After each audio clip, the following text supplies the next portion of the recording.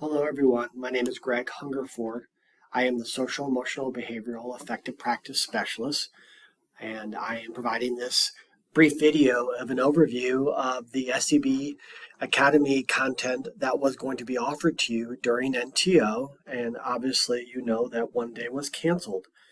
We want to equip you to have the resources you might need, empower you so that you can be the best teacher you can be, and also supporting other students and staff, and also excel in your current role, and we are excited for you. I did want to point out that there are other EPSs that work in the partner districts, and you can view that as well.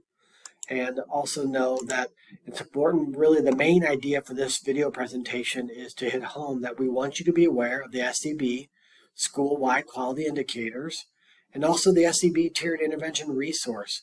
And I provided those in the last email so that you could view them when you have a chance to do so. And that's the main focus of this overview, to ensure that you understand what's in there and also what's available to you as well.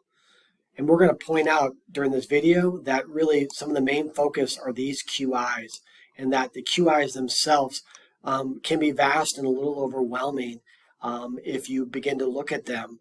And what a key important for us to remember is that the QIs are evidence-based, and we want to be implementing them in the school building as a whole, knowing that you may not be responsible for all, and very much this is a team mentality where all should take responsibility as well.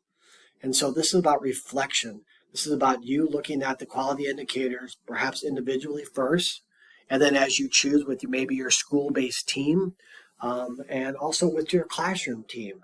And that could just be in your SEB tech department. And again, you could just pull your paraeducators together and say, hey, let's look at these QIs. I could come in, we could help you do an overview of them. And then as a team, you could decide, hey, we want to focus on these one or two quality indicators as a team while working with students.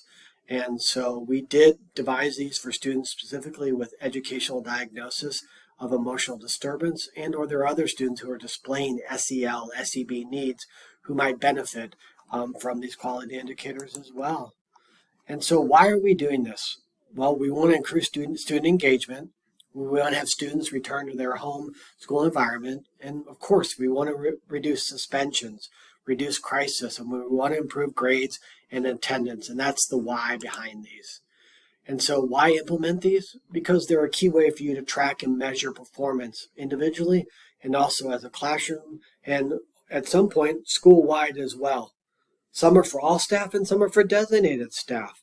And that's a conversation between you and your team and also your administrators, deciding what your role and responsibility is with regards to your current learning and also in the future coaching others along the way.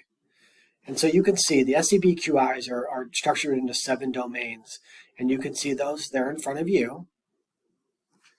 And what we want to impress upon you is this idea of taking an opportunity to explore these. And so by going to slide 17 in this presentation, you can click here, and you will see that the SEB QIs appear for you, and you'll be able to look at why, how to use them. You'll see the checklist, not in place, partially in place, and you'll also notice tier 1 and 2 and tier 3 supports.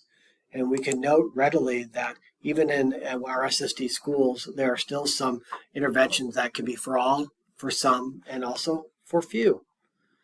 And so as indicated, we want you to pay attention to SEB QI 1.2 and 1.5. And you can review those when you do overview of the quality indicators themselves. By clicking on this link that's available in slide 20, you'll see the tiered intervention resource guide.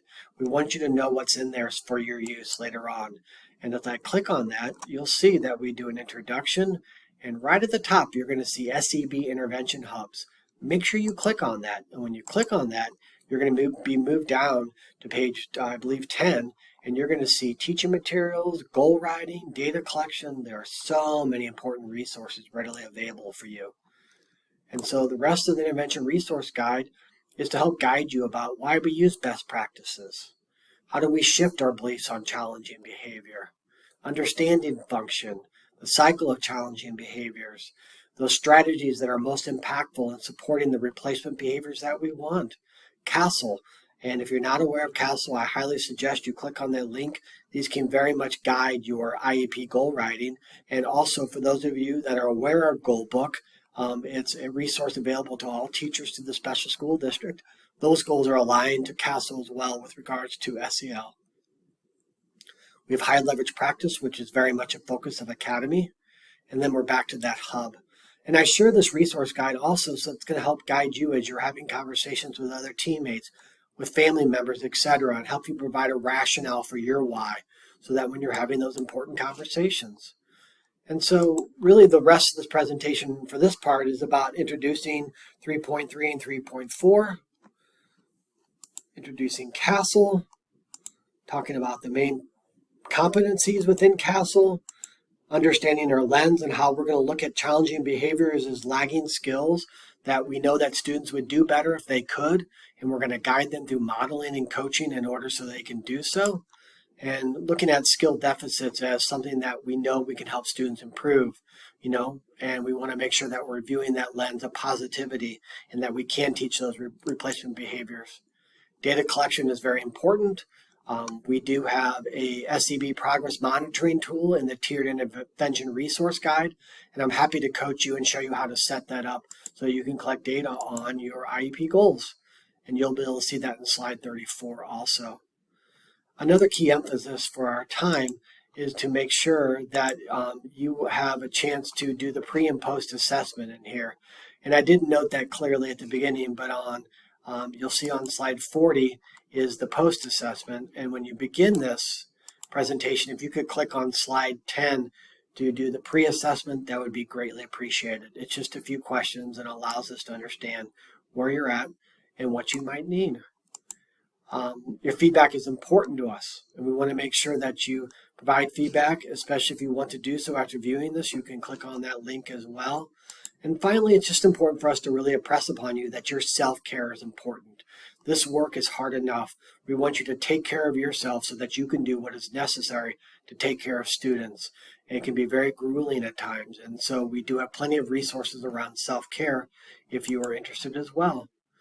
Once you complete this video overview and review the slides themselves, the quality indicators, and also the Tiered Intervention Resource Guide, you can click on the attendance code to get credit for this presentation as well. And you will be contacted by your particular facilitator with regards to follow-up to cohort sessions. This is just year one, so I just share those for those of you that are in year one of Academy, and those of you in year two and year three, you will be contacted about your options. Thank you so much. I know this was a very quick overview. Again, please reach out to me, Greg Hungerford, as you'd like to do so that I can provide any follow-up supports, and you will have that in your email when I send it to you right now. Have a wonderful day. Thank you.